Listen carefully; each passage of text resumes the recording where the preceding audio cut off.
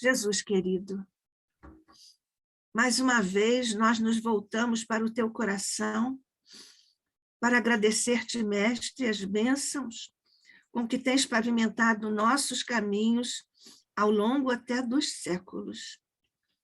Nós te agradecemos, Mestre, por aqui estarmos na condição em que estamos e por recebermos, como sempre, as bênçãos amorosas do teu coração. Ainda te rogamos, Mestre, nestes agradecimentos e louvores.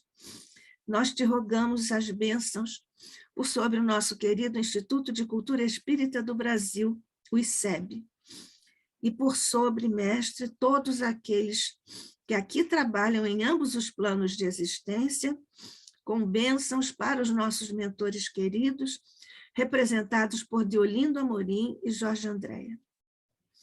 Também te rogamos, Jesus, as bênçãos, a proteção, o alívio, a misericórdia, a compaixão, por sobre todos os sofrimentos que se estendem agora, Mestre, diante de teus augustos olhos. Mas guarda, Mestre, agora, raios de tua inteligência e vibrações do teu coração, para beneficiar o nosso querido irmão Guilherme Kremer, que aqui está, para nos falar daquele coração indômito, bravo, corajoso, amoroso, que se colocou diante de ti perguntando: que queres que eu faça?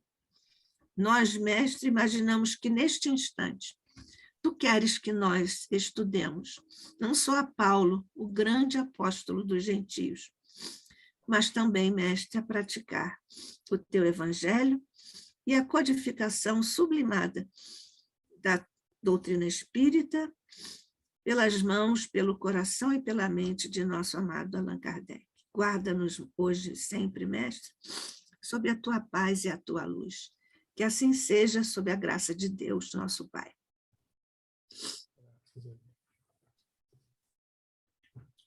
Nós vamos falar, estamos recebendo hoje o nosso querido irmão Guilherme Kremer, que é engenheiro mecânico, trabalhou durante 43 anos na Petrobras, tem 2 livros doutrinários publicados e tem também, atualmente, muitos encargos na gestão de instituições espíritas. Ele é presidente do Abrigo Teresa de Jesus, é vice-presidente do SEMA, do Centro Espírita Maria Angélica, na Barra da Tijuca, é conselheiro do Lar Fabiano de Cristo e da Rádio Rio de Janeiro, e palestrante em vários centros espíritas.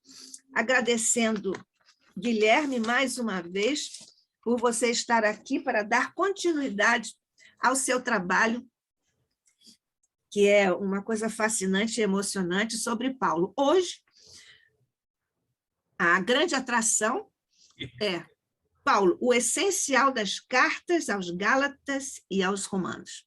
Obrigada, Guilherme. Esteja à vontade. Bom dia a todos, em especial a você, mas também estendemos aos amigos e amigas do ICEB, que certamente em algum momento poderão acompanhar nossas reflexões. Nós vamos, então, dar continuidade a esse intento que tivemos de trazer uma síntese da vida e das cartas de Paulo. Nós estamos nesse terceiro momento, lembrando que no primeiro fizemos um pequeno e breve resumo da sua vida até a publicação início, né, da atividade das cartas de Paulo com as epístolas aos Tessalonicenses. No segundo momento, abordamos a continuidade das suas atividades até ele realizar as 2 cartas aos Coríntios. Lembrando que foram mais de 2, talvez até 4 cartas, embora tenham sobrado apenas 2. Lembrando que as cartas de Paulo, naquela época, sofriam de problemas, às vezes se perdiam, ou mesmo eram roubadas. e falsificadas, talvez, também, né? Porque sabemos que esses problemas sempre estiveram juntos conosco. E hoje, então, vamos nos posicionar onde Paulo se encontrava, porque vamos abordar de forma, evidentemente, apenas para trazer uma tintura da importância dessas duas cartas, a carta aos Gálatas e aos Romanos, em especial a carta aos Romanos, base de toda a teologia protestante. Então, é apenas uma pequena tintura para que as pessoas possam se interessar, ou quem quiser se aprofundar depois nessas cartas, faça um estudo mais completo. Então, no ano 53, por volta do ano 53, Paulo havia encerrado a sua segunda viagem missionária. Durante essa segunda viagem missionária, ele, que aliás tinha até a ideia de permanecer ali na região da Turquia, na região da Galáxia, onde ele fundara várias igrejas e comunidades durante a primeira viagem missionária. Ele, quando estava em Troas, recebeu a visita de um espírito com uma roupa característica de um macedônio, pedindo-lhe para que fosse salvar e ajudar a Macedônia. E aí ele fez essa viagem e começou-se assim o seu trabalho na Europa. E completou essa viagem, segunda viagem missionária, passando por Corinto, uma cidade bastante difícil, como explicamos. Era uma cidade banhada, ficava num istmo entre o Peloponeso e a Grécia Central, tinha 2 portos, enfim, tinha uma comunidade estrangeira muito grande, de mercadores, marinheiros. Vocês podem imaginar assim o espectro das pessoas que viviam em Corinto. Então, ele acabou fundando a comunidade em Corinto, e escreveu, e teve em Corinto, ele deu início à atividade epistolar. Retorna, encerrando essa segunda viagem missionária, por volta do ano 53, sempre terminava em Jerusalém, porque ele fazia uma coleta durante a viagem para aqueles irmãos. A igreja de Jerusalém sofria barbaramente, podemos imaginar as pressões, né, do judaísmo. Era uma pressão realmente insuportável, na minha visão, né? Tiago, Paulo até teve um entendimento posterior, até se condoeu desse companheiro, porque no início até Paulo tinha muito confronto com ele, porque Paulo identificava e combateu o maior risco que a mensagem cristã sofreu no início, foi justamente se tornar mais uma seita judaica. Esse era o risco, né? Jesus era judeu, foi trazido um solo de tradições tão antigas como o do judaísmo, e você traz uma ideia nova, realmente é muito difícil. E Tiago ficou tentando se equilibrar ali, né? Ele fazia algumas concessões, né? Porque se ele também não fizesse, eu acho que a igreja seria totalmente destruída. Então, Paulo sempre encerrava as suas viagens em Jerusalém. Depois ele se transferia para a cidade que desenvolvera, que, junto com Barnabé, uma comunidade muito forte, voltada para os gentios, que era Antioquia. E assim, ele retornou da segunda viagem e já chegaram logo notícias bastante assim, preocupantes, vindas das igrejas da Galáxia. Novamente voltamos à província da Galáxia, né? Lá, aquela região da Turquia, com as comunidades sofrendo assédio desses cristãos judaizantes, porque eles iam seguindo a Paulo, como se fosse um espinho na carne de Paulo, como se fosse uma pedra no sapato de Paulo, né? Paulo, ou eles vinham antes para minar a atividade do apóstolo, ou, assim que o apóstolo se afastava, eles se implantavam novamente, tentando destruir tudo aquilo que o apóstolo pregara. Esses judaizantes tinham como ideia, primeiro, chegar-se ao cristianismo como processo, passando inicialmente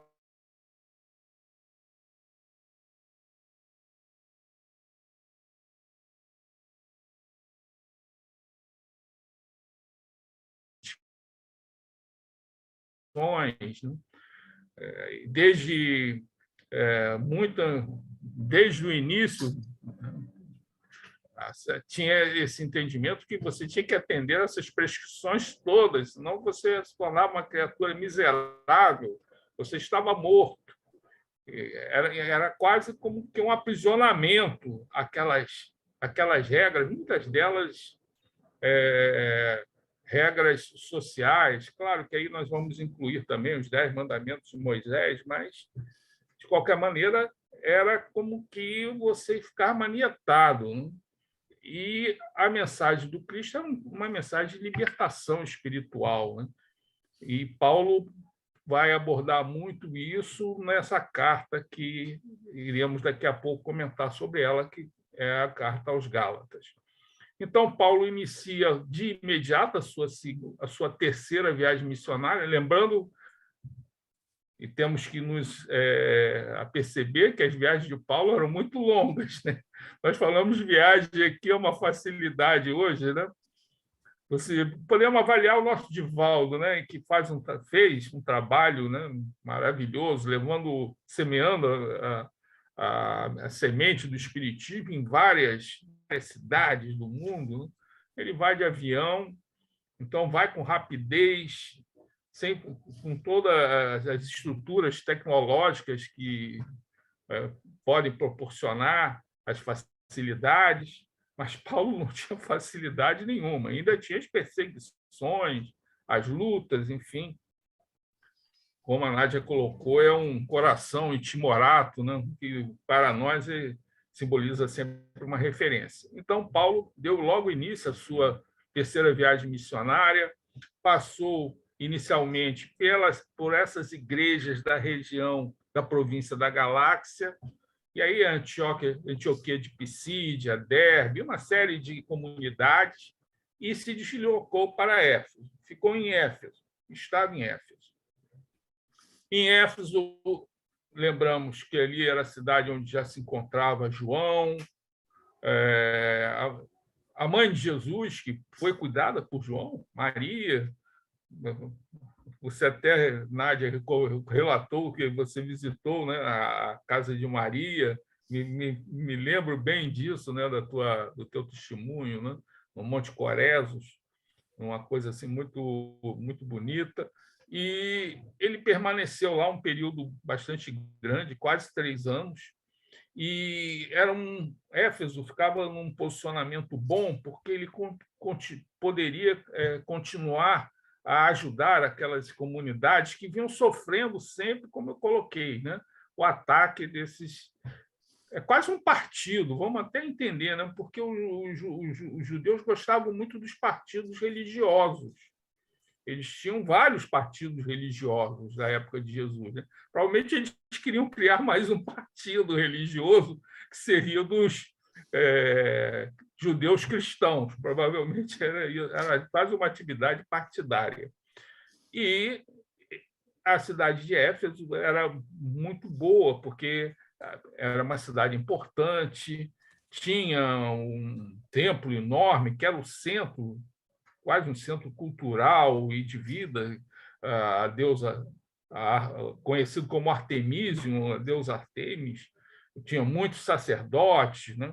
Também era uma cidade onde ali tinha um movimento cultural muito grande, também tinham também sofreu assédio vindo do Oriente, daqueles adivinhadores, enfim, daqueles místicos. Então era quase uma colcha de retalho de várias visões que ali se encontravam. E Paulo, então, desenvolveu o seu trabalho, e nesse período aconteceu até um problema muito sério, porque havia um comércio muito intenso junto a esse templo, o Artemisium, como ainda hoje existem vários tipos de comércio em todos os templos, né? Todos os templos de referência, enfim, venda de souvenirs, mas com a atividade de Paulo, esse movimento declinou. E como o movimento declinou, aconteceu, então, uma revolta dos ourives contra a atividade de Paulo. E Paulo teve que sair de Éfeso, porque senão ele poderia acabar sendo morto. Então, ele teve que sair, porque a atividade de Paulo estava sendo muito, muito intensa, ele era quase uma referência. É interessante que Paulo foi envolvido por forças espirituais muito fortes, ele vinha fazendo até curas nesse período, bastante significativas. Tem até uma passagem muito interessante, né? Porque um desses sacerdotes quis afastar uns espíritos obsessores em nome de Paulo e de Jesus, né? E quando ele foi tentar fazer o afastamento espiritual, o espírito zombeteiro falou: olha, nós conhecemos a Jesus, conhecemos também a Paulo, mas você nós não conhecemos. E permaneceu aquela interferência espiritual. Então, nesses últimos momentos em que ele se encontrava em Éfeso e teve que sair de lá, de certa maneira, obrigado, por causa dessa revolta dos ourives, como comentamos no último momento, Paulo escreveu uma carta para os Coríntios, a primeira carta aos Coríntios. Na verdade, a segunda. Por quê? Enquanto que ele ainda se encontrava ali em Éfeso, como eu também mencionei, Éfeso tinha uma localização meio central, então, é como se fosse o centro de um círculo. Todas as igrejas mandavam lá suas preocupações e haviam preocupações bastante grandes na igreja de Corinto. E Paulo, então, escreveu a primeira carta aos Coríntios. Já comentamos aqui, aí ainda em Éfeso.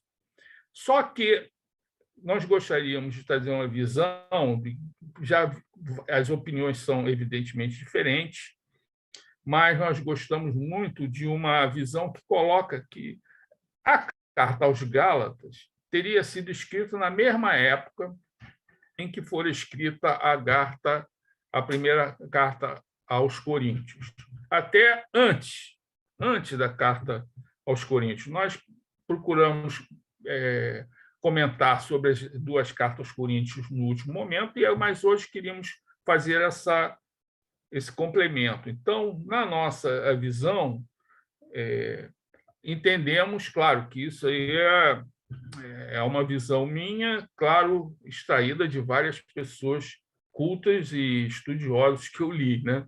Então, e gosto dessa visão, até porque Paulo se encontrava lá em Éfeso, como coloquei, e vinham as preocupações de todas as igrejas. Então, vinham as preocupações de Corinto, ele escreveu a carta para os Coríntios. E também recebeu uma série de informações sobre problemas que vinham acontecendo nessa região, como conhecíamos a província romana da Galácia, né? Dos Gálatas. E isso também lhe preocupou muito, porque, como destacamos no início, era quase a ação daquele partido religioso que vinha interferindo em todas as igrejas. Então, ele, na nossa visão, antes de escrever a carta para os Coríntios, ele escreveu, então, a carta aos Gálatas. Então, elas seriam assim quase como que irmãs, ou no mesmo momento, quase na mesma situação. Porque, segundo Emmanuel, até quando aconteceu a revolta dos Ourives, Paulo teve que sair de Éfeso. Mas, segundo Emmanuel, ele ficou ainda mais um mês lá, antes de se deslocar e sair de Éfeso definitivamente. Então, vinham relatos de problemas dos Gálatas e Paulo, então, escreveu por volta aí do ano, aí já mais, ele já ficou quase 3 anos em Éfeso, por volta aí do ano 55, 56, ele escreveria essa epístola aos Gálatas como que se fosse quase no mesma situação, num mesmo momento da que ele escrevera para os irmãos da igreja de Corinto. Então, E vamos trazer aqui algumas informações sobre essa Epístola aos Gálatas. Vamos procurar trazer aqui alguns trechos, e vocês vão identificar que Paulo procura, primeiro, até se posicionar, porque uma tática muito comum desses cristãos judaizantes era denigrir a imagem de Paulo, porque ele não era um apóstolo, ele não foi um dos 12. Claro que Paulo se sustentava muito porque ele fora chamado diretamente por Jesus, mas ele não foi exatamente um daqueles 12 apóstolos. Então, Paulo era denegrido, como se fosse um apóstolo de segunda ordem, né? De segunda categoria, como se pudesse haver isso, né? Um cristão de segunda categoria, sem importância. Então, nós vamos ver que ele faz primeiro uma defesa até pessoal sua, porque imaginem a pressão nessas comunidades, né? Esse partido político indo em cada uma dessas comunidades para denigrir o apóstolo. Quer dizer, você vai, semeia, segue, aí vem alguém atrás, né? Tentando semear o joio, né? Alguém que vai lá, ele semeia o trigo e alguém segue atrás semeando o joio. Essa é talvez a melhor imagem, né? Então, vamos ver aqui alguns apontamentos da epístola. Eu queria só me desculpar com relação a uma coisa. Eu não tive tempo de preparar, poderia ter elaborado alguns slides para que pudéssemos ler, né?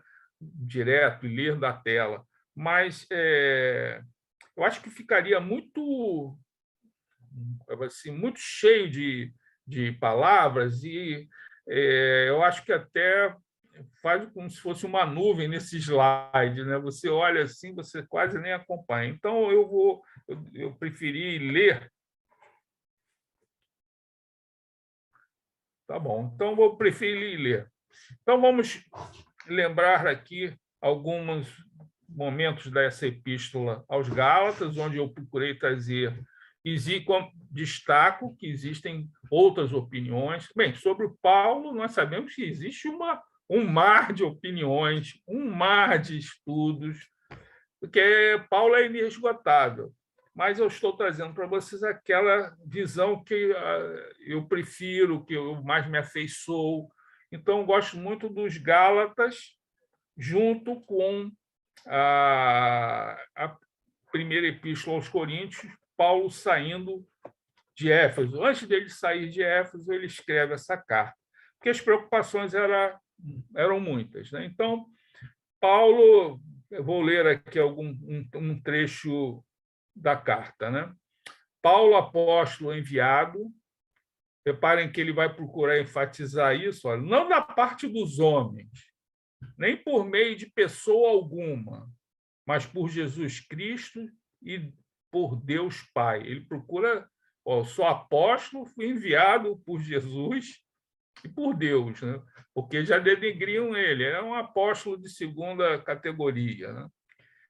E aí ele começa a admoestar aos Gálatas, porque eles estavam sofrendo a influência desse partido religioso. Eu já estou chamando isso de partido religioso, tá, gente? Esses cristãos judaizantes. Estou admirado de vocês estarem abandonando tão depressa aquele que os chamou por meio da graça de Cristo, para aceitarem outro evangelho. É aquele evangelho adaptado, né, às tradições judaicas. Antes de você ser cristão, você tem que ser judeu. E mostra bem isso. Ele semeou o trigo e vocês estão aceitando o joio. Na realidade, porém, não existe outro evangelho. Há somente pessoas que estão semeando confusão entre vocês.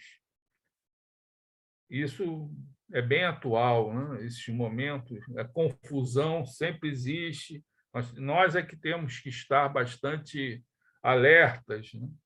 Para que não venhamos a nos dispersar, né? E querem deturpar o Evangelho de Cristo. Irmãos, eu declaro a vocês, o evangelho, por mim anunciado, não é invenção humana. Aliás, muitos ainda hoje entendem que o evangelho é uma invenção humana. Era como se tivesse algum intelecto. Qual o intelecto poderia ter escrito o evangelho? Né? São aquelas dúvidas que ainda existem. Nós que estamos muito afeiçoados a Jesus, né? Que rendemos todos, como a Nádia falou, todos os louvores possíveis, nos surpreendemos, né? Com pessoas afirmando que Jesus não existiu, ou foi um mito, né? Enfim. Mas isso existe, né? E ainda é atual. Então, irmãos, eu declaro a vocês, o evangelho por mim anunciado não é invenção humana. E, além disso, não o recebi, nem aprendi através de um homem, mas por revelação de Jesus Cristo. Isso é uma informação interessante, né? Porque existem muitas dúvidas quando realmente os evangelhos foram trazidos na sua forma final. Isso provavelmente foi mais no final do século I. Já existiam aquelas fontes, provavelmente fontes de Levi, né? Mas aqui Paulo fala o seguinte: ele não recebeu o evangelho de homem algum, mas ele recebeu por revelação de Jesus Cristo. Quer dizer, eu acho que o próprio mestre deve ter informado a ele sobre aqueles. Evidentemente, ele tinha já alguns papiros com o Evangelho de Mateus, mas não talvez na sua forma final, mas foi enriquecido pelo próprio mestre. Né? E aí Paulo continuava, né? Certamente vocês ouviram falar do que eu fazia quando estava no judaísmo. Ele agora vai começar a fazer a defesa própria, tá? Para eliminar aqueles ataques que estavam sendo perpetrados contra ele. Né? Certamente vocês ouviram falar do que eu fazia quando estava no judaísmo. Sabem como eu perseguia com violência a Igreja de Deus, e sabemos disso, comentamos aqui, né? E fazia de tudo para arrasá-la. Eu superava no judaísmo a maior parte dos compatriotas da minha idade. Quer dizer, ele era o líder mesmo, ele superava todos. E procurava seguir com todo zelo as tradições dos meus antepassados. Deus, porém, me escolheu antes de eu nascer. É interessante essa visão, né? A escolha antes de eu nascer, então, foi lá no plano espiritual que ele foi escolhido. É uma missão. Todos nós somos escolhidos também antes de nascer. Né? E me chamou por sua graça. Quando ele resolveu revelar em mim o seu filho, para que eu o anunciasse entre os pagãos, e não consultei a ninguém, nem subi a Jerusalém para me encontrar com aqueles que eram apóstolos antes de mim. Ele já saiu pregando antes de ir aos apóstolos. Pelo contrário, fui para a Arábia e depois voltei para Damasco. 3 anos mais tarde, fui a Jerusalém para conhecer Pedro e fiquei com ele 15 dias. Reparem, ele vai relatando aquilo que está nos Atos dos Apóstolos, né? Quase como um resumo da sua biografia. Ele está levando a sua biografia, essa é a verdade, está levando a sua biografia para os Gálatas. Um resumo, evidentemente. Pelo contrário, fui para a Arábia e depois voltei para Damasco. 3 anos mais tarde, fui a Jerusalém para conhecer Pedro e fiquei com ele 15 dias. Deus é testemunha. O que estou escrevendo a vocês não é mentira.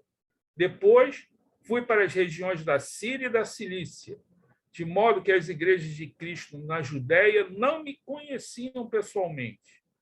Apenas ouviam dizer: aquele que antes nos perseguia, agora está anunciando a fé, que outrora procurava destruir, e glorificavam a Deus por minha causa.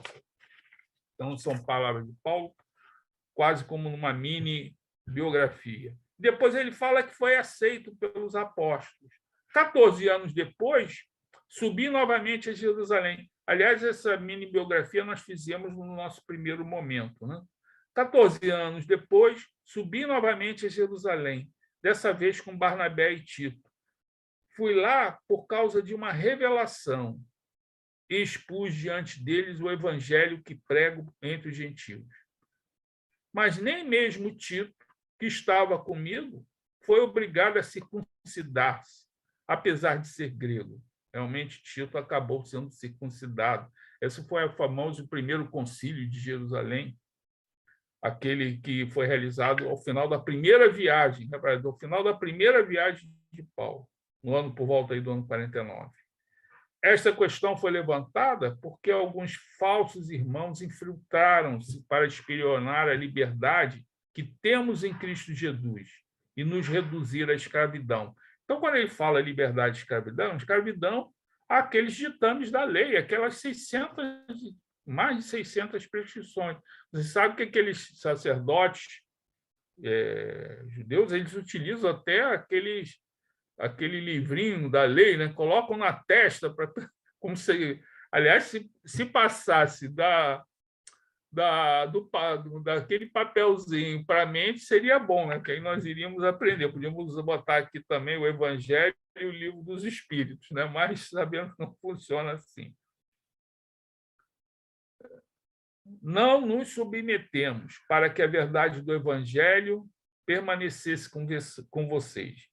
Reconhecendo a graça que me fora concedida, Tiago, Pedro e João, tido como colunas, Paulo reconhecia a liderança, né, de Tiago, como comentei aqui, da Igreja de Jerusalém, Pedro e João, estenderam a mão a mim e a Barnabé em sinal de comunhão. Depois ele faz até um comentário, né, que é o risco muito relacionado assim ao perigo que surge nos nossos comportamentos, temos que evitar a hipocrisia. Quando Pedro foi a Antioquia, e depois ele foi lá, eu o enfrentei em público, porque ele estava claramente errado. Você viu que Paulo declara que Pedro estava errado. De fato, antes de chegarem algumas pessoas da parte de Tiago, ele comia com os pagãos, porque Pedro se contava em Antioquia. Enquanto que não, Antioquia era o centro do trabalho de Paulo e Barnabé, então era um relacionamento com os pagãos muito bom. Mas quando chegaram aqueles emissários de Tiago, o comportamento de Pedro mudou. E Paulo se apercebeu disso e o chamou a atenção. Paulo podia chamar a atenção de Pedro, porque tinha condição moral para isso, né? De fato, antes de chegarem algumas pessoas da parte de Tiago, ele comia com os pagãos. Mas depois que chegaram, Pedro começou a evitar os pagãos e já não se misturava com eles, pois tinha medo dos circuncidados. Vejam como é que era uma atuação forte, né? Pedro, que era um espírito corajoso, voluntarioso, ele tinha uns receios com parte desses circuncidados. Os outros judeus também começaram a fingir com ele, de modo que até Barnabé se deixou levar pela hipocrisia dele. Repare que Paulo foi forte aqui com Pedro, né? Esse era o espírito de Paulo, né? Ele não conseguia, né? Voluntarioso, não conseguia se calar, né? Quando vi que eles não estavam agindo direito, conforme a verdade do Evangelho, eu disse a Pedro, na frente de todos, isso é importante também, né? Você é judeu, mas está vivendo como os pagãos, e não como os judeus. Como pode, então, obrigar os pagãos a viverem como os judeus? Isso nos traz uma lição, né? Eu acho que, às vezes, não adianta a gente ficar minimizando as situações. É um companheiro da nossa comunidade religiosa, mas temos que ser franco com ele. Olha, não está certo assim, por isso e por aquilo, como Paulo fez com Pedro, gente, com Pedro. Não é... Ele foi bem, bem firme, né? E aí, depois de fazer essa defesa, ele começa, então, a falar sobre o papel da lei, que Jesus é o centro da vida, nós vamos comentar, e vai falar um pouco dessa liberdade que o cristão possui, né? Ele não tem mais aquele jugo, né, da lei, né, daquelas 600 prescrições que levavam a criatura à morte, né? Então, Jesus Cristo é o centro da vida. Nós somos judeus de nascimento e não pagãos pecadores. Sabemos, entretanto, que o homem não se torna justo pelas obras da lei, mas somente pela fé em Jesus Cristo. Aqui nós até selecionamos esses versículos porque ele vai começar a falar sobre a justificação da fé. É aquilo que nós encontramos e ele vai abordar com mais profundidade nos Romanos. O que a justificação é pela fé. Justificação, para mim, sempre que eu leio justiça no Evangelho, eu tento levar para ajustamento, né? Você está se ajustando a Deus no seu relacionamento. Então, como é que você se ajusta com alguém? Como é que você se ajusta com Deus? Que é o primeiro caminho nesse processo de santificação, é você se justificar, você se ajustar à lei para você poder começar a chegar ao grande clímax, que é a santificação. É a justificação. No processo de santificação, a primeira etapa é a justificação. E como é que você se justifica? Pela fé. Fé é confiança numa crença. Então, no meu relacionamento com o Pai, eu só vou manifestar no momento que eu tiver fé. Por isso que Paulo falava que a justificação vem através da fé. Além disso, é evidente que ninguém pode tornar-se justo diante de Deus através da lei.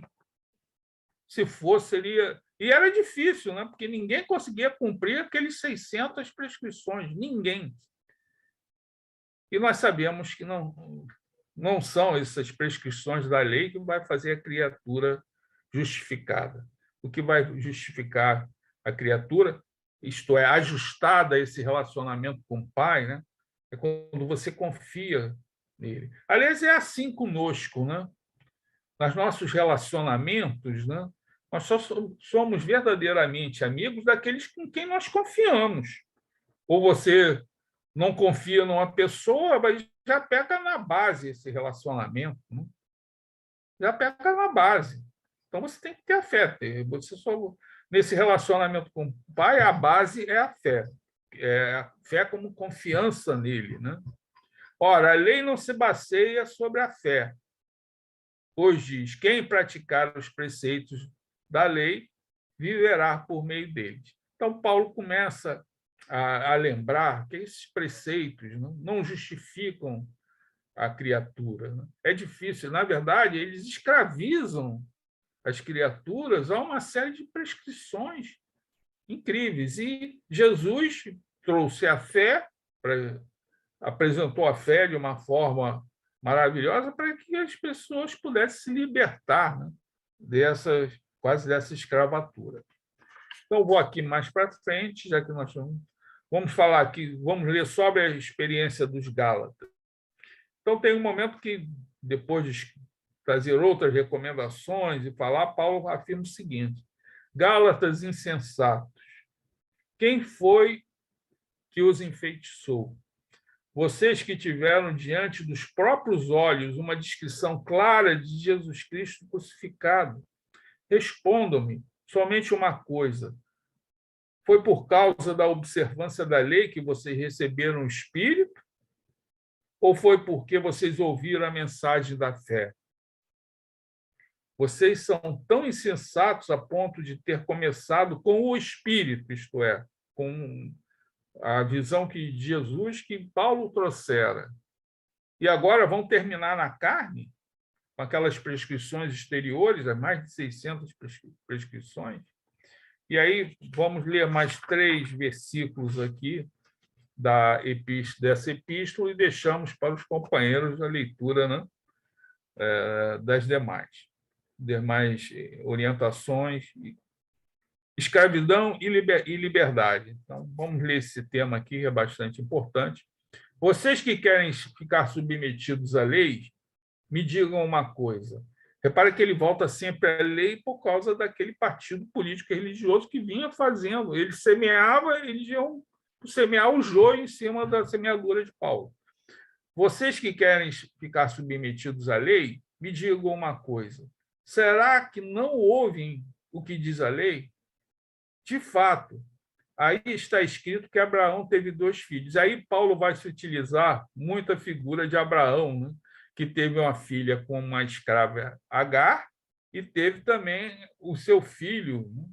Isaque, através de sua esposa natural, que era Sara, porque ela estava demorando a engravidar, ele acabou engravidando a escrava da sua esposa, com seu consentimento, enfim. Aliás, o filho de Agar é tido como aquele que deu toda a origem aos árabes, né? E o filho de Sara aos judeus. Aí começam já as confusões, vocês vejam que são confusões bastante antigas, né? De fato, aí está escrito que Abraão teve 2 filhos, uma da escrava e outro da mulher livre. O filho da escrava nasceu de modo natural, enquanto que o filho da mulher livre nasceu por causa da promessa. Realmente tem vários nascimentos assim na Bíblia, né? E Paulo coloca de uma forma esse fato para se adequar àquilo que ele está falando, né? O que o Evangelho não leva à escravidão, enquanto que a lei, né, leva a essa escravidão. Ele utilizou como simbologia essa história de Abraão. O filho da escrava nasceu de modo natural, enquanto que o filho da mulher livre nasceu por causa da promessa. Simbolicamente, isto quer dizer o seguinte: as 2 mulheres representam as 2 alianças. Uma, a do Monte Sinai, gera para a escravidão e é representada por Agar, pois o Monte Sinai está na Arábia, que é o país de Agar.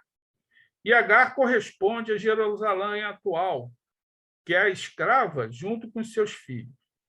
Mas a Jerusalém do alto é livre e ela é nossa mãe, porque está na Escritura: alegre-se, estéril, você que não dava à luz. Grite de alegria, você que não conheceu as dores do parto, porque os filhos da abandonada são mais numerosos do que os filhos daquela que tem marido. Portanto, irmãos, nós não somos filhos da escrava, mas da mulher livre. Ele utilizou a simbologia bem conhecida dos judeus da vida de Abraão para trazer novamente essa visão contrastante entre a liberdade cristã e a escravidão da lei. A liberdade cristã ele complementou. Cristo nos libertou para que sejamos verdadeiramente livres. Portanto, sejam firmes e não se submetam de novo ao jugo da escravidão. Até é bom falar sobre escravidão, porque nós estamos aqui no mês de maio, né? 13 de maio, libertamos os escravos, né? Nós, de fato, talvez Jesus seja o grande libertador da escravidão do erro que a humanidade ainda sofre. Nós, de fato, aguardamos no Espírito a esperança de nos tornarmos justos mediante a fé, porque em Jesus Cristo o que conta não é a circuncisão ou a não circuncisão, mas a fé que age por meio do amor. Vocês estavam correndo bem. Quem foi que colocou obstáculo para que vocês não obedeçam mais à verdade? E assim Paulo foi e complementou essa carta, que é muito bela, e os outros versículos, vocês, por favor, quem tiver interesse, pode estudar essa epístola aos Gálatas. E aí vamos em sequência à epístola aos Romanos. A Epístola aos Romanos aconteceu da seguinte maneira, né? Lembre-se que Paulo saiu de Éfeso por causa daquela revolta dos ourives, teve que fugir. Então, ele inicialmente, claro, muito desgastado, né? Vocês imaginem, você tem que fazer uma viagem quase sem planejamento naquela época. Ele foi de Éfeso para Troas, novamente, ele foi a Troas. É interessante porque ele procurou, de certa maneira, voltar a uma cidade que ele já estivera antes. Aliás, eu até comentei, né? Durante a segunda viagem missionária, ele recebeu a visita de um espírito em Troas, que lhe orientou para que ele fosse para a Europa.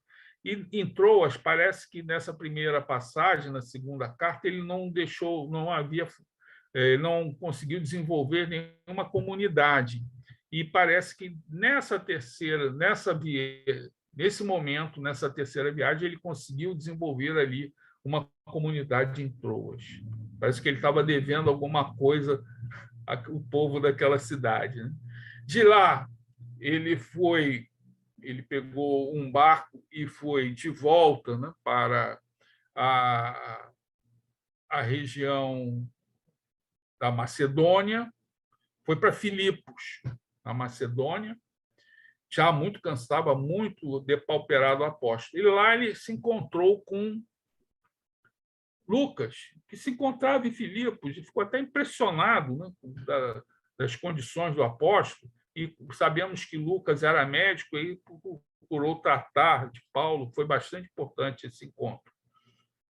E por quê? Na verdade, quando ele saiu de Éfeso, fugido, o grande objetivo dele era retornar a Corinto. Reparem, tinha aquelas confusões, ele enviara uma primeira carta, ele não sabia como estava a temperatura na comunidade de Corinto.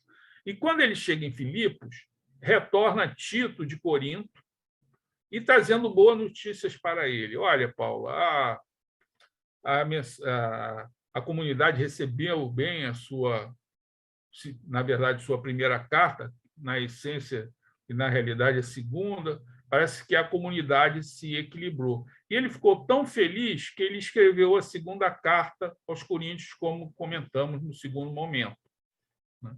Como que preparando a sua chegada. Ele não queria chegar em Corinto enfrentando todas aquelas turbulências, né?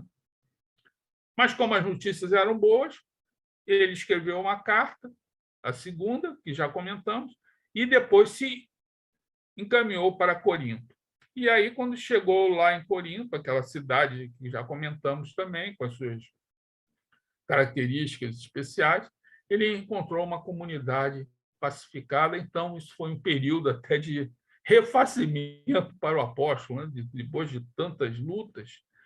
E aí, nessa tranquilidade, recebendo, evidentemente, visitas de emissários de todas as comunidades que ele fundara, ele começou a olhar para Roma, ter a sua visão para Roma. Ele gostaria de já ter ido a Roma, não, e voltou o seu olhar para essa cidade. Talvez até no seu inconsciente ele ficava imaginando o que acabaria se tornando Roma no futuro, com o Vaticano, né, quase o centro do cristianismo, que a época de Paulo era o centro do paganismo, né? Era o Vaticano do paganismo, Roma, né? E depois ele mudou, foi o seu Vaticano, o centro do cristianismo. Talvez Paulo tivesse essa percepção, até porque ele já realizara toda a semeadura na Ásia, na Turquia, já estava tudo semeado. Então, ele começou a ter seu olhar voltado para Roma. E foi nesse momento, então, que ele resolveu escrever uma carta para os romanos. Lembrando que Paulo não fundou nenhuma comunidade em Roma. Em Roma já haviam, na verdade, até por informações da carta aos romanos, existiam comunidades, como se fossem centros espíritas que, no início do espiritismo, era muito comum você ter um centro numa casa de uma família, né? Era comum isso. Você fazia reunião, é a casa na reunião na casa de fulano, do ciclano. Então existiam 7 comunidades em Roma nesse período, né? Já desenvolvidas, cidade quase 1 milhão de habitantes, e provavelmente o evangelho fora semeado lá, provavelmente por alguns participantes daquela festividade de Pentecostes. Isso é uma teoria que esses estudiosos colocam. E também sabemos que, por volta do ano 55, Pedro esteve em Roma. Então, ele não fundou nenhuma, Paulo não estava escrevendo para nenhuma comunidade que fora fundada por ele, mas sim por 7 comunidades. E ele entendia a importância de Roma, talvez olhando no seu inconsciente para o futuro, e ele escreveu essa carta, que é a sua carta mais longa, a mais importante, porque toda a teologia cristã está baseada na carta aos Romanos e o Evangelho de João. Essa é a teologia cristã, né? O Evangelho de João e a carta aos Romanos. Carta aos Romanos influenciou figuras bastante importantes, né? Como Santo Agostinho. Santo Agostinho foi convertido no ano 386. Ele estava em Milão. Ele já era cristão, mas ele estava precisando daquele empurrãozinho, que aliás é um empurrãozão, né? Porque ele iria, de certa maneira, se desligar de toda aquela sua vida. Ele era rétor do imperador romano. Aliás, eu falo que era o melhor emprego que alguém já teve foi Santo Agostinho, porque ele fazia os discursos do imperador romano. O imperador romano não fazia discurso, só fazia isso ou isso, né? Então, eu acho que ele só escreveu um discurso. Só escreveu um discurso. Mas tinha toda aquela mordomia, né, de ser rétor do imperador romano. Ele tinha auxiliares, uma casa confortável. Então, ele teria que se afastar de tudo isso. Então, não era só faltava um empurrãozinho. Ele sofreu, foi uma revolução interior para aceitar. Tanto que, quando ele se converteu, ele abandonou tudo e voltou para o norte da África romana, né? E ele se encontra, diz as histórias que ele se encontrava num jardim, no ano 386, com as cartas de Paulo, porque, na verdade, quem influenciou muito a vida de Santo Agostinho foi o bispo Ambrósio, né, de Milão, que era um intelecto diferenciado. Na época de Santo Agostinho, estava muito em moda as ideias de Platão. Todo mundo queria se ligar às ideias, ou, vamos dizer assim, adotar as ideias de Platão, né? Tanto os pagãos como os cristãos. E Ambrósio ele tinha essa visão que lhe fora dada por Platão. Então, e Santo Agostinho, que sempre via nos cristãos assim uma intelectualidade não muito rica, ele se surpreendeu com Ambrósio. Ele falou: realmente o cristianismo gera intelectualidades diferenciadas. E ele começou até a se interessar pelas cartas de Paulo, estava lendo. Aliás, Santo Agostinho até queria escrever sobre Paulo, mas acabou não tendo tempo para isso. E ele estava num jardim, com aquela dúvida se ele se converte ou não, então ele ouviu espiritualmente crianças. Aliás, Santo Agostinho tem uma ligação com as crianças interessante. Pegue e lê, pegue e lê, pegue e lê, pegue e lê. Era uma musiquinha cantada por crianças que falava pegue e lê, pegue e lê, pegue e lê. Aí ele pegou o Evangelho, abriu e foi logo para a carta aos Romanos, com a necessidade da criatura se revestir do Cristo. E aí, com aquela leitura, ele acabou se convertendo e, evidentemente, fazendo todo esse trabalho que hoje é reverenciado. A carta aos Romanos também teve uma influência enorme, enorme, né, em Martinho Lutero, no século XVI, bem sabemos, porque ela fala justamente da justificação pela fé, numa época em que você comercializava indulgências, então era um comércio total na igreja, né? E Lutero, era da paróquia de Wittenberg, e influenciado pela Epístola aos Romanos, ele escreveu lá as suas 95 teses para gerar o debate, mas naquela época não tinha muito debate, né? Foi excomungado, foi excomungado direto e pronto. E também tem uma influência grande de uma pessoa, a Epístola aos Romanos tem uma influência grande de uma pessoa que foi, assim, para mim, um ser muito diferenciado, que foi John Wesley. John Wesley, ele fundou o metodismo, né? Era um grupo de estudantes, era ligado à igreja anglicana, mas eles, lá na Universidade de Oxford, eles se reuniam para fazer os seus cultos, mas eles eram bem metódicos, né? Tinha hora certa, né? Como nós, espíritas, também gostamos dessa disciplina, então eles acabaram sendo conhecidos como os metodistas, né? E John Wesley, ele também foi levado a desenvolver, sair da igreja anglicana após a leitura da Epístola aos Romanos. E é interessante esse homem dizem, né, que ele fez mais de 40 mil sermões. Nós hoje reverenciamos o Divaldo com toda justiça, né? Mas esse homem fez mais de 40 mil sermões, porque ele foi desencarnar também com idade bastante avançada. E naquela época não tinha nada. Não tinha nada, não tinha microfone, não tinha. E ele não tinha as estruturas da igreja anglicana para lhe dar suporte. Então, ele pregava muito nas fazendas, nos campos. Tem registros de palestras dele para 12 mil pessoas. 12 mil pessoas. É impressionante esse homem. Sem estrutura, só na voz, na garganta, e ele viajou mais de uma quilometragem assim enorme, né? Enorme. Não sei, penso em torno aí de milhares de quilômetros também, fazendo as suas pregações, são quase 40 mil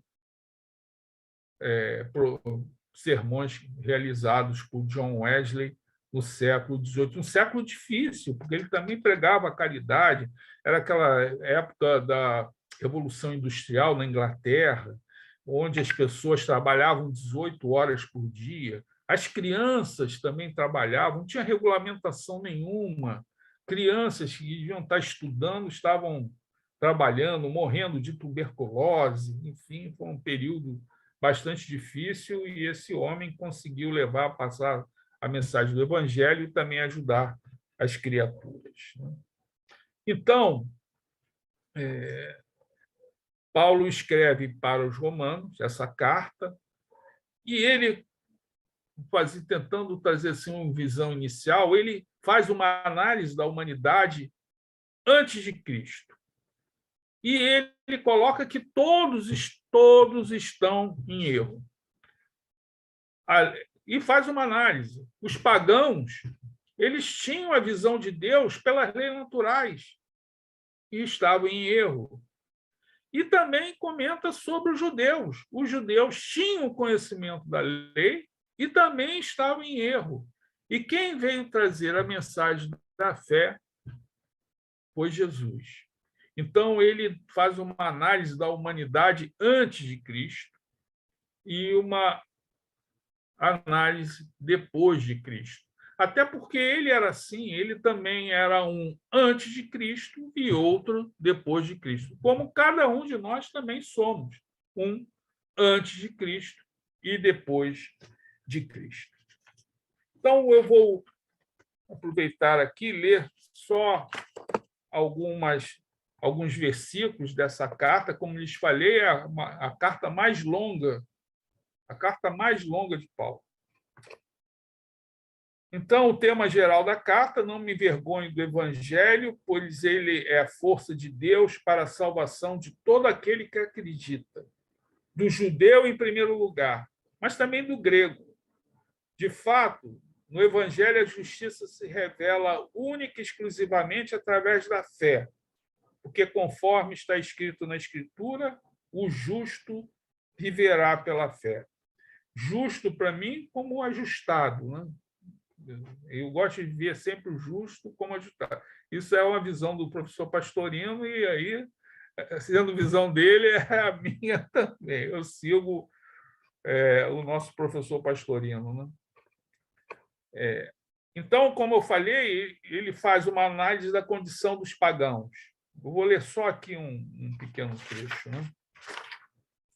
A condição dos pagãos. A ira de Deus se manifesta do céu contra toda iniquidade e injustiça dos homens. Esse termo hoje não é muito usado, né? A ira de Deus, né? Mas no Velho Testamento era um termo bastante utilizado. É como se a ira, para mim, é como se fosse a justiça divina, né? A justiça divina agindo, mas é a visão antiga, né? A ira de Deus se manifesta do céu contra toda impiedade e injustiça dos homens, que com a injustiça sufocam a verdade. Pois aquilo que é possível conhecer de Deus foi manifestado aos homens. Por isso que ele colocou que os pagãos também estavam em erro. Também. As leis naturais estão aí, a manifestação de Deus está aí. E foi o próprio Deus quem o manifestou. De fato, desde a criação do mundo, as perfeições invisíveis de Deus, tais como seu poder eterno e a sua divindade, podem ser contempladas através da inteligência, nas obras que ele realizou. Os homens, portanto, não têm desculpa, porque, embora conhecendo a Deus, não o glorificaram como Deus, nem lhe deram graças. Pelo contrário, perderam-se em raciocínios vazios e sua mente ficou obscurecida. Pretendendo ser sábios, tornaram-se tolos, trocando a glória do Deus imortal por estátuas de homem mortal, de pássaros, animais e répteis. Os homens desprezaram o conhecimento de Deus. Por isso, Deus os abandonou ao sabor de uma mente incapaz de julgar. Desse modo, eles fazem o que não deveriam fazer. Estão cheios de todo tipo de injustiça. E apesar de conhecerem o julgamento de Deus, que considera digno de morte quem pratica tais coisas, eles não só as cometem, mas também aprovam quem se comporta assim. Então, reparem, Paulo estava falando para o Vaticano do paganismo na época, né? O cristianismo se tornaria o Vaticano, Roma, o Vaticano do cristianismo, a partir do ano 379. Né? Então, ele fala para os pagãos: olhem, vocês tinham a presença de Deus, que se revela na vida, e vocês estão em erro. E depois, ele também faz uma abordagem para outra corrente, que eram os judeus. A condição do povo judeu também não é melhor. Homem, você julga os outros, seja quem for, você não tem desculpa, pois se julga os outros e faz o mesmo que eles fazem, você está condenando a si próprio. Sabemos, porém, que Deus é justo quando condena os que praticam tais coisas. Mas você, que faz as mesmas coisas que condena nos outros, pensa que escapará do julgamento de Deus? Haverá tribulação e angústia para todo aquele que pratica o mal. Primeiro o judeu, depois o grego. Mas haverá glória, honra e paz para todo aquele que pratica o bem. Primeiro para o judeu, depois para o grego, pois Deus não faz distinção de pessoas. E aí Paulo vai seguindo nessa batida, procurando colocar que, olha, antes de Cristo, todos estavam em erro. Né? Todos. Com a visão do Cristo, você tem a oportunidade de começar a se justificar e também conseguir chegar aí à santificação. E Paulo fala eu selecionei aqui alguns versículos, né? Quando ele fala que todos são pecadores. Né? Isso é bom a gente ter essa... Todos estão em erro. Né? Então, nós, judeus, somos, por acaso, superiores? De forma nenhuma. Pois acabamos de provar. todos estão debaixo do império do erro, tanto os judeus como os gregos, como diz a Escritura. E aí cito uma Escritura antiga: não há homem justo, não há um sequer, não há homem sensato, não há quem busque a Deus. Todos se desviaram e juntos se corromperam. Não há quem faça o bem, não há um sequer. Há um sequer. Reparem, isso são palavras do Velho Testamento. Sabemos que tudo o que a lei diz aplica-se aos que vivem debaixo da lei. Isto para que todos calem a boca e o mundo inteiro se reconheça culpado diante de Deus, porque ninguém se tornará justo diante de Deus através da observância da lei, pois a função da lei é dar consciência do erro. Repare, realmente sabemos que a primeira revelação é uma revelação da consciência do erro, né? Tanto que é tudo daquilo que não devemos fazer. A primeira revelação mosaica em síntese, é o seguinte: não façam isso. Depois, com a vinda de Jesus, ele nos explicou o seguinte: continuem não fazendo isso, mas façam isso. É aquilo que devemos fazer.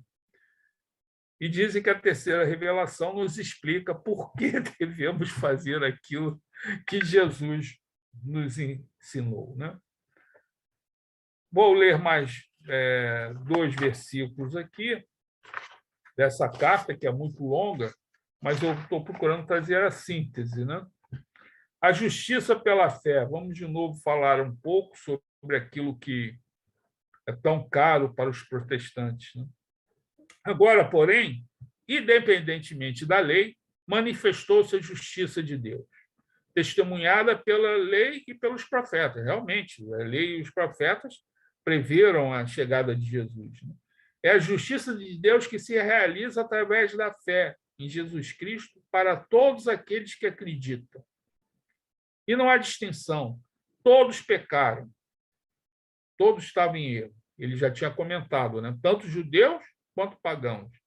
E estão privados da glória de Deus, mas se tornam justos gratuitamente pela sua graça, mediante a libertação realizada por meio de Jesus Cristo. Deus o destinou a ser vítima que, mediante o seu próprio sangue, nos concede o perdão, contanto que nós acreditemos. Essa é a tese da salvação protestante, né? É o sangue de... Nós não precisamos sofrer para ser salvos, porque quem sofreu foi Jesus, pelo seu sangue. O que eu tenho que fazer para ser salvo? Apenas, essa é a visão protestante, tá, gente? É ter a fé em Jesus. No momento que eu tenho fé em Jesus, eu sou salvo. Porque todo sangue, todo esforço, todo sacrifício já foi realizado pelo Mestre. É uma interpretação protestante, mas não é bem a que nós entendemos, né? Deus destinou a ser vítima, sim. Sabíamos que não teríamos o cristianismo sem a crucificação de Jesus. Não teríamos o cristianismo não fosse o próprio sangue do Mestre vertido, com certeza. E, realmente, no momento que nós começamos a acreditar, começamos a trabalhar no Senhor, nas suas orientações, nós vamos realmente conseguindo o perdão interior nosso, da nossa própria consciência, né? Assim, Deus manifestou sua justiça, pois antes deixava pecar sem intervir. Eram os tempos da paciência de Deus. Interessante que esse antes do Cristo, né, todo aquele momento, Paulo fala que era o tempo da paciência de Deus. Deus estava paciente. Mas no tempo presente, ele manifesta a sua justiça para ser justo e para tornar justo quem tem fé em Jesus. Eu queria... vamos ver. Eu acho que é somente... Vou só ler mais aqui um versículo. Só a fé nos torna justos, voltando a essa ênfase de Paulo, que foi, de certa maneira, interpretada. Tudo é interpretação, né, gente? O Evangelho é segundo o Espiritismo, né? Interpretado segundo o Espiritismo. O nosso Evangelho, como entendemos, é diferente do Evangelho. É o mesmo Evangelho, mas interpretado pelos católicos, interpretado pelos protestantes, né? Tudo é interpretação, né? Só a fé nos torna justos, pois esta é a nossa tese. O homem se torna justo através da fé. Claro, ele vai se tornar ajustado ao Pai nesse caminho de santificação pela fé, pela confiança. Senão não há relacionamento, né? Independente da observância da lei judaica, aquelas mais de 600 prescrições. Então, será que Deus é Deus somente dos judeus? Não será também Deus dos pagãos? Sim, ele é Deus também para os pagãos. De fato, há um só Deus que justifica pela fé todos os circuncidados como os não circuncidados. Então, pela fé anulamos a lei? De forma nenhuma. Pelo contrário, nós a confirmamos. Eu gostaria só de, ao final, ainda comentar alguma coisa que Paulo fala mais à frente sobre a graça divina, que também influenciou Calvino, e fala também sobre a predestinação. Ora, a predestinação está baseada no conhecimento de Deus, nos seus atributos. Deus é onisciente, onipresente, ele sabe tudo. Ele sabe tudo. Então, ele sabe até já antes os nossos caminhos, já a onisciência de Deus.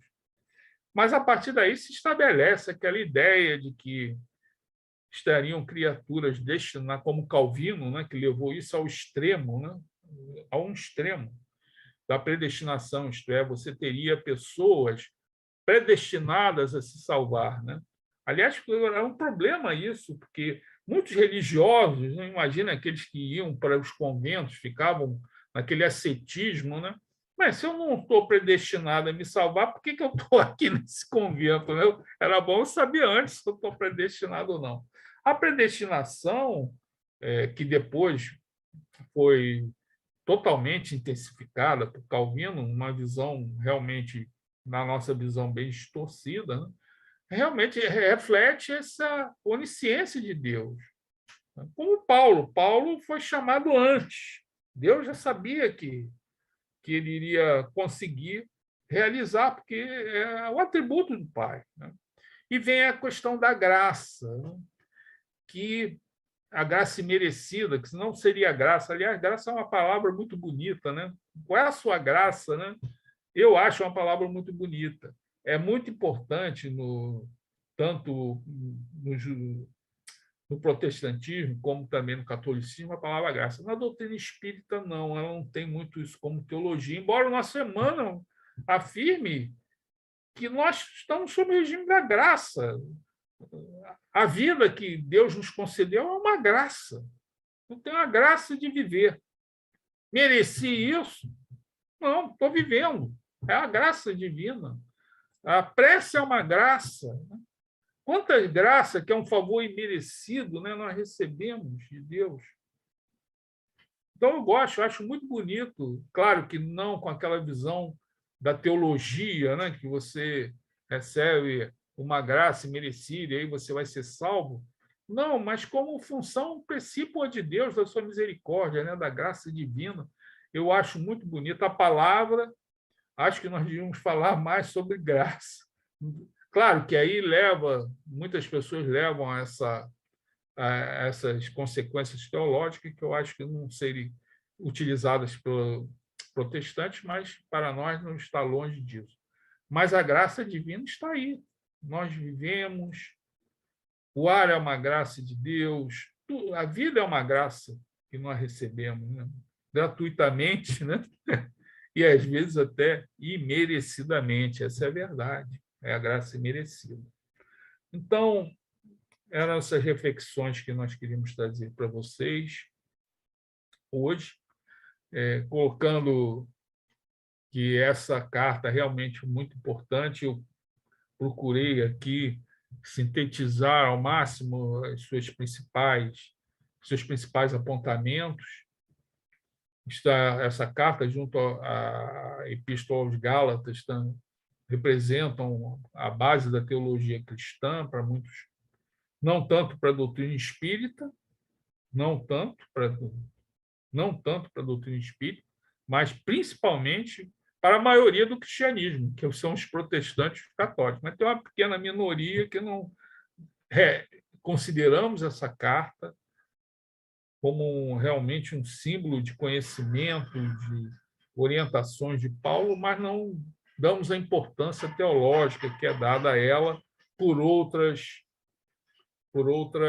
vertentes religiosas do cristianismo. Então, eram essas reflexões, espero que tenha sensibilizado alguns para que possam ler com mais calma sobre essa epístola. Aliás, considerando que também não falta literatura a respeito dessa carta, né? É um mar sobre ela, né? Então, é isso. Muita paz aí a todos. Eu acho que você, Nádia, você está sem som.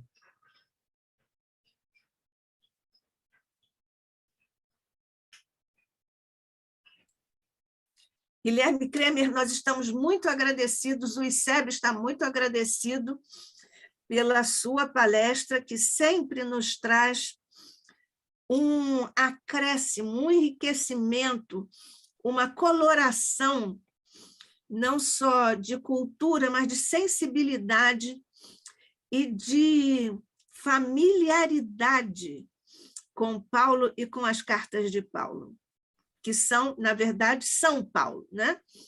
As cartas são o Paulo, né? Então, essa sua familiaridade nos encanta e nos enriquece, nós somos muito agradecidos. A propósito da sua reflexão sobre graça, eu devo confessar, isso está gravado só aqui no ICEB, nas preces, quando eu digo sobre a graça de nosso Pai, com a graça de Deus, eu uso muito a palavra graça, principalmente nas preces, porque acho que é mesmo. É mesmo, né? Uma graça de Deus nós termos recebido e estarmos recebendo tantas coisas maravilhosas das quais nós sequer nos damos conta. Sequer nos damos conta. Não damos conta, né? Achamos que tudo é muito gratuito, que nós merecemos tudo. O ar, tá. Vamos estragar o ar, né? Ele é nosso, ele é nosso. A água, vamos estragar a água, porque ela é nossa. Essa ideia, nessa visão patrimonialista do nosso ponto de vista, do que é exclusivamente de Deus e da criação de Deus, é digamos assim, um dos nossos tobogãs morais, né? Você tem toda a razão. Aquela ideia de tobogã moral é uma coisa...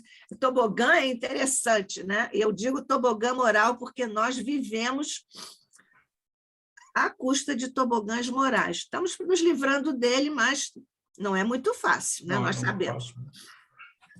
Nós temos aqui participação do Paulo de Felipe. Ele diz, prezado Guilherme Kremer, na sua visão, como Paulo planejava suas viagens de divulgação da mensagem do Cristo? Sabemos que os meios de comunicações eram precários e, afinal, havia um mundo a ser atendido. Como selecionava os locais a serem visitados? Por inspiração ou ao acaso?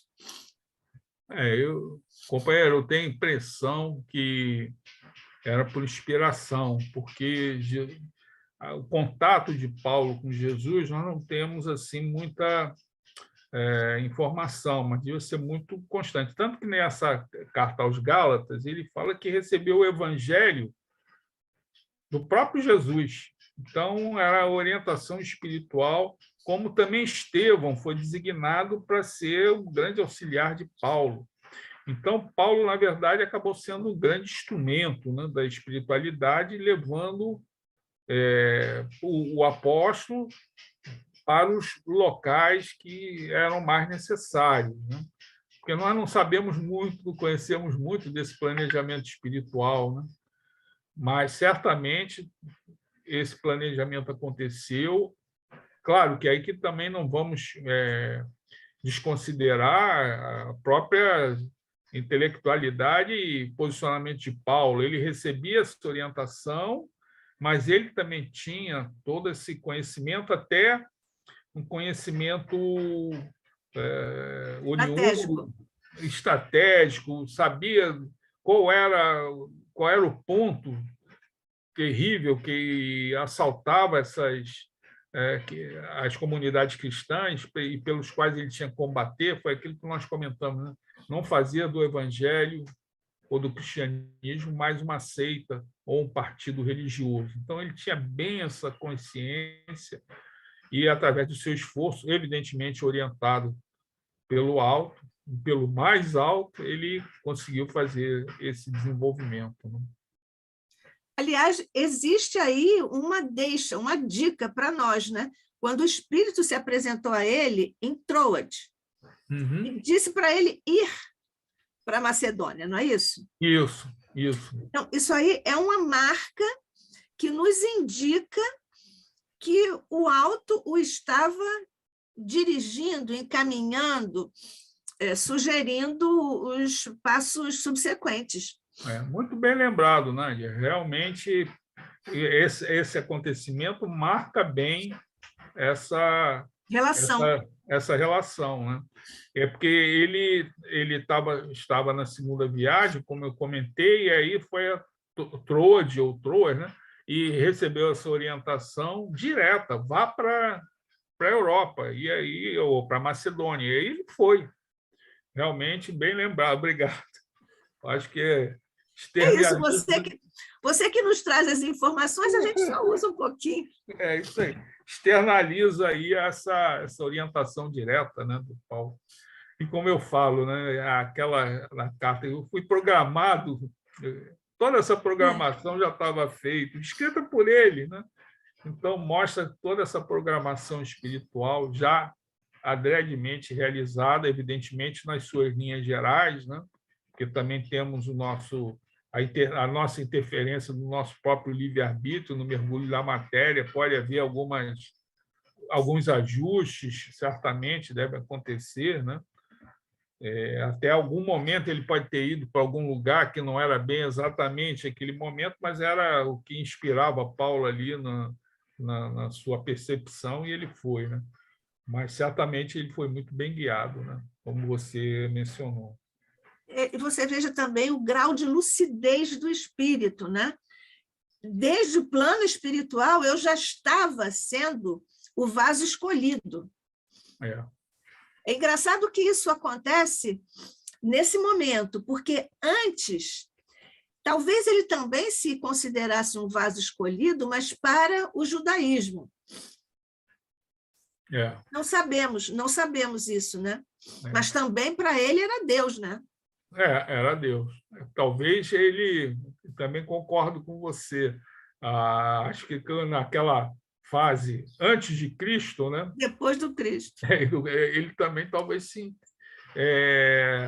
entendesse que ele tivesse sido escolhido para aquele trabalho que ele estava sendo, né? Que era, aliás, um trabalho ruim para ele, né? Porque o Sinédrio, acabou, sendo um perseguidor. Ele podia ter sido um doutor da lei normal, como Gamaliel, mas ele foi um perseguidor, né?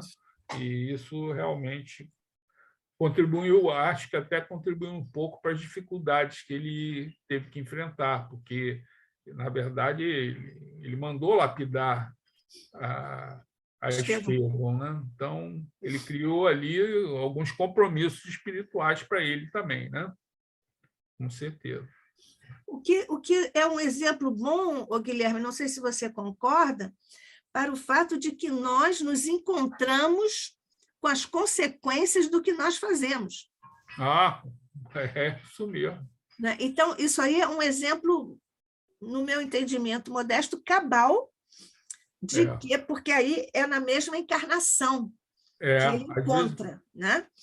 Então, aliás, é um esplendor essa encarnação, de vários pontos de vista, com ensinamentos para nós e com, segundo entendemos, como a lei opera na nossa trajetória, né? Esse é um dos casos, acho, no meu entendimento. Porque ele poderia ter sido um doutor da lei como Gamaliel, que era uma pessoa de entendimento, um espírito superior, né? Assim, nesse tranquilo. Não, ele quis ser perseguidor. Impetuoso, né? Impetuoso. Não só pela juventude, mas era um espírito, né? Valente. E Jesus interrompeu o intento de ir até Damasco, né? E ele certamente iria cometer alguma... Ele estava na vibe. Estava na vibe, ele interrompeu a vibe ali, né? Aquelas escamas, né, que eu acho, né? Paulo estava enseguecido, ele estava cego. E ali as escamas que caem é o simbolismo de que começou a ter a visão, porque ele estava tanto que ele ia... Ele estava enseguecido mesmo. Estava enseguecido. Por uma série de razões, mas estava, né? E certamente criaria mais compromissos para ele, né? E tome karma, né? E tome karma. Vamos ver aqui a segunda pergunta do Paulo. Em tempos onde havia os conceitos de ira de Deus, e também importantes como verdades, eram as palavras do Velho Testamento, como Paulo esperava o acolhimento de sua missão? Isso tudo é uma pergunta, acho que a gente tem que reler. Eu gosto do espanhol porque eles já sinalizam antes qual é a pergunta ou a exclamação. Então, em tempos onde havia os conceitos de ira de Deus, e também importantes como verdades, eram as palavras do Velho Testamento, como Paulo esperava o acolhimento de sua missão? É interessante porque Paulo falou tudo que foi escrito, né? Quer dizer, trazendo valor para o Velho Testamento. É interessante que essa palavra ira, eu acho que se coaduna muito com uma outra que também não tiraram do mapa, né? Mas era quase como um dom do Espírito, que é o temor. Encontramos muito essa palavra temor no Velho Testamento, como também no Novo, né? O temor é como se fosse um dos dons do Espírito, né? Que foram trazidos no Velho Testamento. É você ter temor. Para mim, temor é respeito, né? E ira é a reação de Deus às nossas inconsequências, né? Que são muito, muito grandes, né? Eu acho até atualmente que falta um pouco, sabe? As pessoas não têm temor, sabe? Eu acho que claro que o Deus de amor é bom para depois que você fez, né? Depois que você fez, que você está na lama, está, né? Tá no desespero, aí vem o Deus de amor, né? Mas antes de você fazer, alguém assassinar brutalmente alguém, eu acho que essa criatura tinha que ter um pouco de temor, simbolicamente, tá, gente? Eu acho que falta um pouco, isso pode estar muito esquecido, porque antes era uma humanidade muito bruta, né? Então, era importante essas palavras, né? Numa brutalidade grande, como Paulo falou, né? Do paganismo, não sei o quê. É bom você, no seio dessa humanidade, você colocar essas ideias de temor e de ira. Mas hoje eu acho que talvez falte um pouco. Você não pode desconsiderar totalmente. Espera aí, eu vou me comprometer com a lei de Deus, né? Eu vou fazer isso, vou me comprometer, né? Emmanuel fala, se alguém soubesse o que vai passar, Bruno, se alguém está matando outra pessoa, se soubesse o que ela vai ter que pagar, ela ia pedir a Deus para não ter essa mão para matar alguém. Ele ia pedir a Deus para não ter a mão. Então, eu acho que falta um pouco, sabe? Eu acho que, tudo bem, o Deus de amor é ressaltado e tem que ser, mas também não pode ser esquecido um pouco dos compromissos que você faz. Então, você vê criaturas aí que fazem assim, a banalidade do mal, né? Fazem isso como se não tivesse limite, né? Pessoas que parecem doentes, que não têm nem esse senso de culpa, né? Que a culpa é civilizatória, né? Se você acha que não, eu não sinto culpa, então eu faço qualquer coisa, né?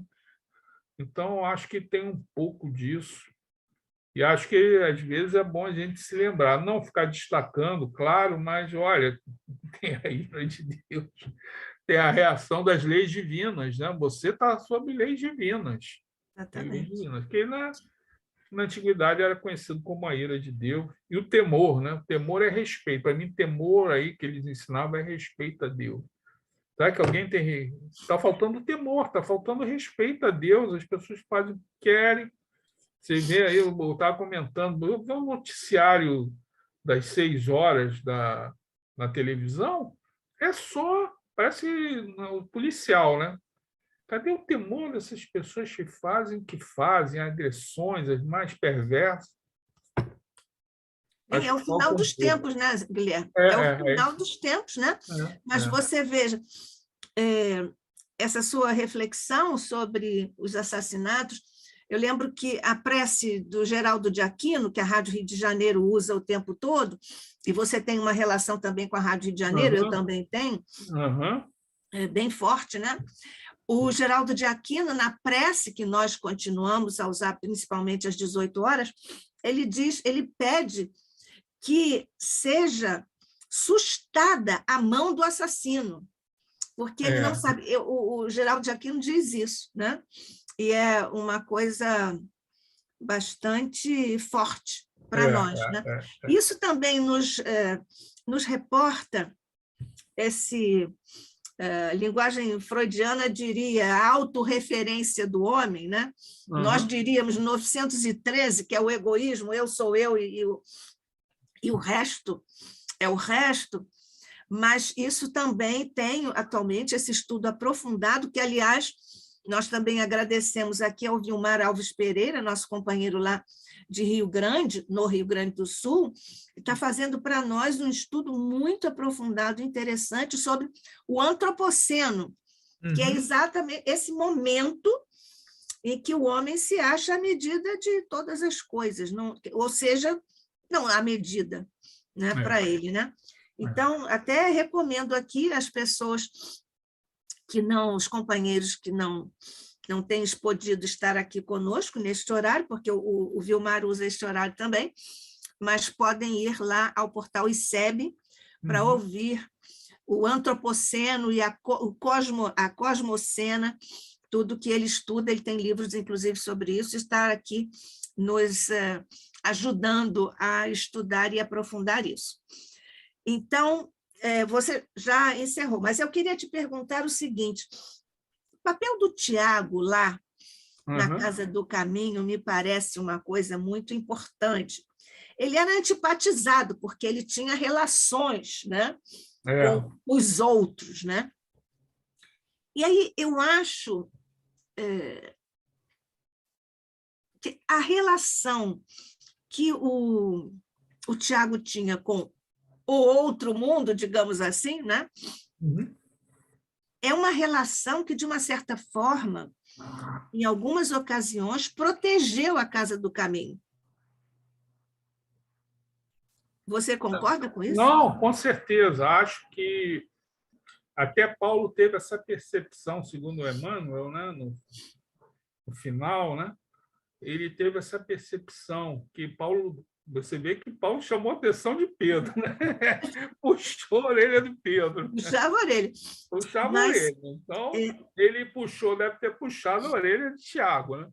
Mas depois ele refletiu. Realmente, esse homem ele conseguiu, de certa maneira, né, sobreviver com a igreja ali, é, enfrentando as dificuldades maiores. Sabe o que é você estar em Jerusalém com a casa lei? do caminho? E mais, imagina a pressão que ele recebia por causa de Paulo. Espera aí, olha bem, você está É, aqui, nós nos entendemos, né? Mas tem um tal de Paulo que está indo aí por toda essa diáspora, entrando nas sinagogas e arrebatando as pessoas. Controle essa pessoa, por favor. Imagina as pressões que ele recebia por causa de Paulo também, né? Você sabe qual é a visão que eu tenho da figura do Tiago? É assim, era branco de um lado, a percepção, né? Branco na casa do caminho, negro lá fora. Isso. E o Tiago de cinza. Ah, estou entendendo. Ficava ali de cinza. Eu não sei nada de futebol, mas parece que fazia meio de campo. É isso aí. Né? Acho muito interessante. E você precisa ter uma habilidade para fazer isso. Sim, né? tem que ter muito jogo de cintura. Tem que ter muito jogo de cintura. Porque senão ia destruir aquela. Não ia ter. Certamente. Falei, não ia ter nada, com certeza. Mas ele era uma espécie de anteparo, né? É isso aí. Anteparo, né? Anteparo, proteção. Quem diria, hein? O Tiago anteparo. Muito bem. Você sabe. Fazer as concessões.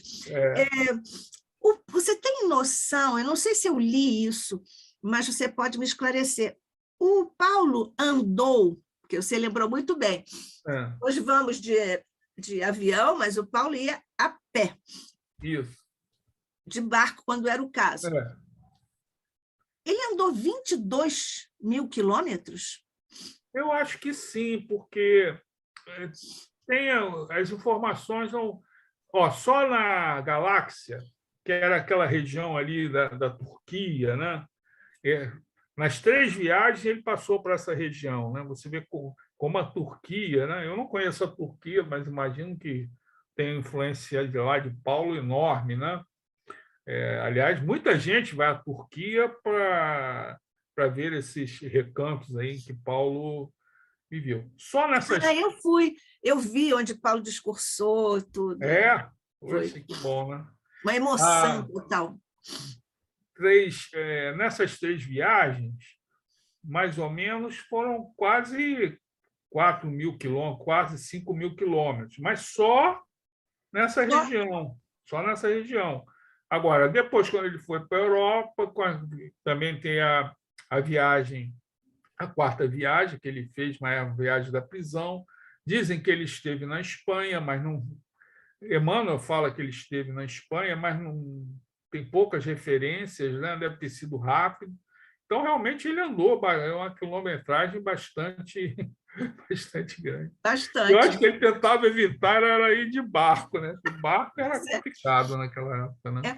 Eu quero só lembrar aqui, porque o Guilherme não menciona isso, mas é digno de nota. Essa história de amor ao Paulo, esse estudo com Paulo e das cartas, está no DNA dos Kremer. Tá. O admirável Rui Kremer, pai do Guilherme e do Heraldo, ele tem um livro primoroso, definitivo, precioso sobre Paulo, com aquela capa deslumbrante que ele próprio concebeu, né? É isso mesmo. Então, que nós aconselhamos a todos. O Guilherme não menciona isso, até porque o pai dele é grande, né? Ele tem essa modéstia, mas eu estou dizendo isso para fazer justiça. Obrigado. E ele está fazendo justiça ao DNA dele. Obrigado. Imagina. Então, eu também marquei aqui a vidência do Paulo. O Paulo tinha que tipos de mediunidade? Olha, pelo que eu acho que ele tinha evidência, audiência. E quando ele esteve até centrando naquilo que nós comentamos hoje, quando ele esteve em Éfeso, né? Forças espirituais bastante fortes o envolveram. Ele começou a fazer mediunidade cura, né? E realmente acabou sendo uma referência. Por isso é que a sua palavra acabou tendo um testemunho forte e as pessoas deixaram de comprar as quinquilharias lá do Artemisium, né? Por causa muito dessa influência espiritual, da sua mediunidade, principalmente mediunidade cura. Né? Eu acho... Não, pode falar. Desculpa. Que eu acho que a palavra dele tinha uma tal força, não é? Uma vibração, que aquilo devia ser psicofonia. Com certeza. Também concordo. Eu acho que ele tinha tudo. Psicografia, psicofonia. Canais abertos, né? Canais abertos. É um grande, Era um grande jeito. vaso escolhido Um mesmo. grande Né? mesmo. É. Agora, você queria não saber dessa história de colocar o livrinho na testa. Você pode dar uma informaçãozinha sobre isso? É o É um filactério, né? hábito, né? Era um hábito, você colocava os livros, as leis, né? Um livrinho e amarrava na testa, né? Como se você tivesse sempre com aquele livro na sua direcionando o seu psiquismo, né? Mas sabemos que aquilo é mais uma coisa exterior, né? Como nós sabemos que no judaísmo foi talvez um dos grandes problemas que tiveram, essas grandes número de prescrições da lei, né? Mais de 600, isso leva a você procurar cumprir essas coisas exteriores, e quando você foca no exterior, você começa a criar a cultura do farisaísmo, né? Você quer mostrar uma coisa para fora quando dentro você está com um teor, um entendimento diferente, né? Estão caiados, né? Como disse Jesus, né? Sepulcros caiados, né? Isso Caiados, é né? um risco do formalismo que é complicado, né? O formalismo dos rituais, né? O ritual parece que acaba sendo objetivo, e aí você fica tranquilo, fiz meu ritual, jejuei, né? Segundas e quintas-feiras jejuava, mas sabemos que não é por aí. Isso cria o caldo do farisaísmo. Né? Verdade. E o medo dos circuncidados, por que havia esse medo? É porque era sabemos que a circuncisão era a marca da aliança com uma marca da fé que foi trazida. Agora me esqueci o nome o primeiro patriarca judeu. Me ajuda aqui. O primeiro foi, deixa eu ver, tem até aqui. Eu não tenho, tem que botar o livrinho na testa. Peraí. Tem que botar o livrinho na testa, né? Ai, meu Deus. Paulo. Vamos em frente. Abraão, desculpa, Abraão, meu Deus. E falamos, você falou sobre ele. Abraão, pois é. Era a marca trazida para Abraão, então é como se fosse a mesma coisa você usar o livrinho, você ter aquela marca, né? E na época era muito forte, era uma tradição, e queriam que todos do cristianismo tinham que ser circuncidados. É aquele negócio, você se tornar judeu antes de se tornar cristão, né? E aí Paulo falou, você ser circuncidado ou não interessa, mas ele falava que ele tinha as marcas do Cristo, né? Nós temos que ter as marcas do Cristo. Aliás, nós temos uma obra em 2 volumes sobre isso, marcas né? do Cristo, do nosso querido Hermínio Miranda. E, por exemplo, temos que Jesus saiu todo marcado, né? Marca aqui da coroa de espinho, nas costas, essas são as marcas do sacrifício, né? Não a da circuncisão, que não tem valor algum. Tanto que essa questão da circuncisão criou uma polêmica, diria até mais do que polêmica, um conflito lá na Casa do Caminho, né? Houve. Tanto que Tito, até ele estava lendo aqui, quando eles foram naquela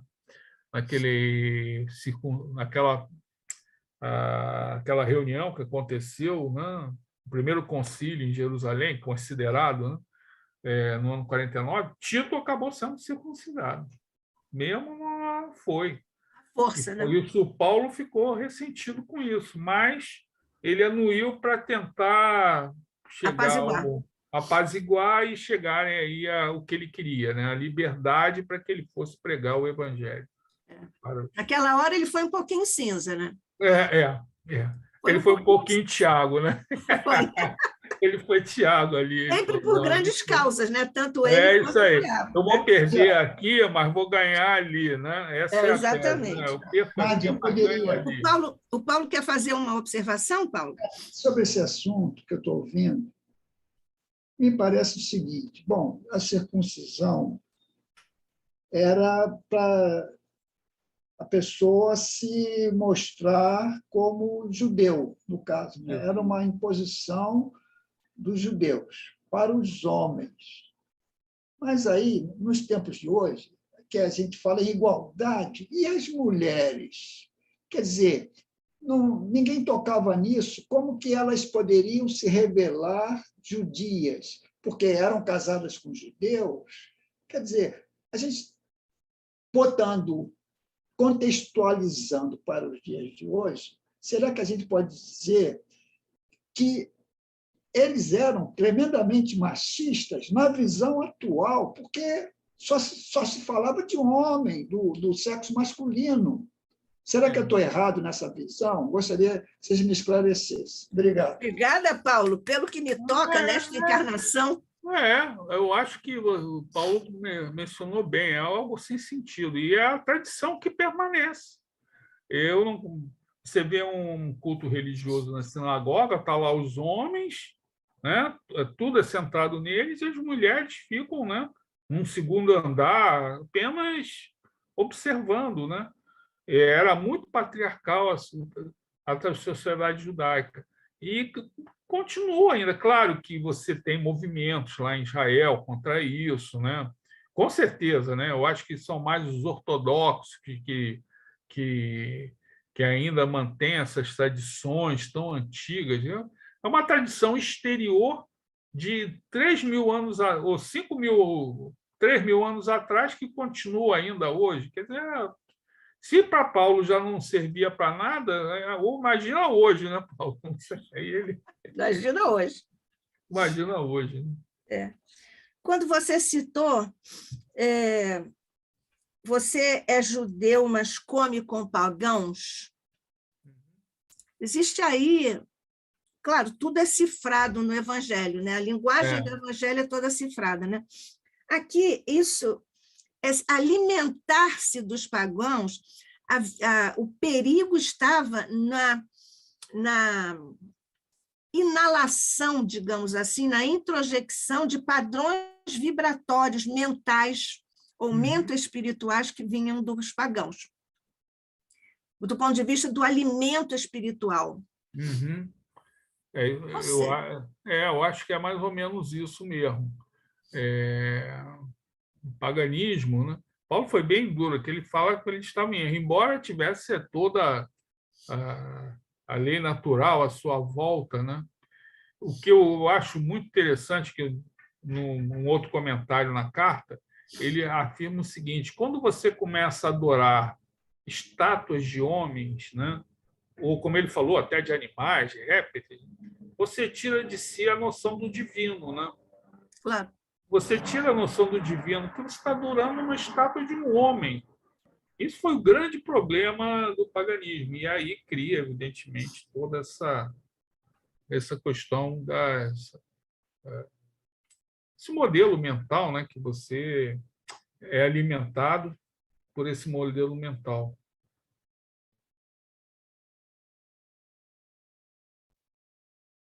Tá sem voz. Tá. Eu estava pedindo desculpas porque eu estou muito resfriada. Tudo bem. Tá. Então, pronto. Então, já estamos aqui, pelo menos eu fiz umas anotações aqui, já estou muito satisfeita. Tá bom. Paulo também, né? Eu imagino. Então, já que estamos falando de Jesus, eu sempre digo isso, vamos armar as nossas tendas? Vamos armar as nossas tendas. Estamos no ICEB, podemos trocar essas ideias, ter o diálogo com os companheiros, eventualmente, às vezes, até usar de diferentes áreas do conhecimento, e a gente faz esse tridiálogo, tetrálogo, e a gente vai lá. Né? Então, é muito bom. Então, Guilherme Kremer, muito obrigado, está o ICEB, diante mais esta colaboração valiosa que você nos traz no entendimento, nas lembranças, nas memórias, nas interpretações seguras que você nos traz sobre o grande apóstolo dos gentios, esse gigante da mensagem do Cristo, na divulgação do Cristo, e traz isso tudo com essa leveza, com essa sinceridade, com essa disponibilidade, com essa profundidade com que você nos traz isso. Muito obrigada, está aqui toda a equipe do ICEB, e muito obrigado está o ICEB inteiro, inclusive do plano espiritual. Nossos mentores queridos certamente também estão agradecidos por essas suas valiosas colaborações. Eu que agradeço, Nádia, a oportunidade, né? É a graça recebida. É a graça. É merecida, mas é graça. É a graça. Mestre querido, Jesus amado, quanto te somos gratos, coração amigo, por todas essas bênçãos com que tens pavimentado nossos caminhos ao longo dos tempos. No tempo presente, nesta hora, em que sentimos a presença augusta de vibrações superiores do teu coração, de Maria, dos nossos anjos da guarda e dos nossos mentores queridos. Nós te agradecemos por tudo, Mestre, pela paz, pela harmonia que nós tivemos e com que vivemos mais este encontro aqui no Instituto de Cultura Espírita do Brasil, querido ICEB. Graças te damos, Mestre, por nos ter abençoado com mais esta bênção, mais esta graça na manhã de hoje, e rogamos também que continues a verter essas bênçãos por sobre o nosso querido irmão Guilherme Kremer. Que a tua paz, Mestre, a tua luz estejam bafejando a nossa mente e o nosso coração sob a graça de nosso Pai, hoje e sempre. Que assim seja.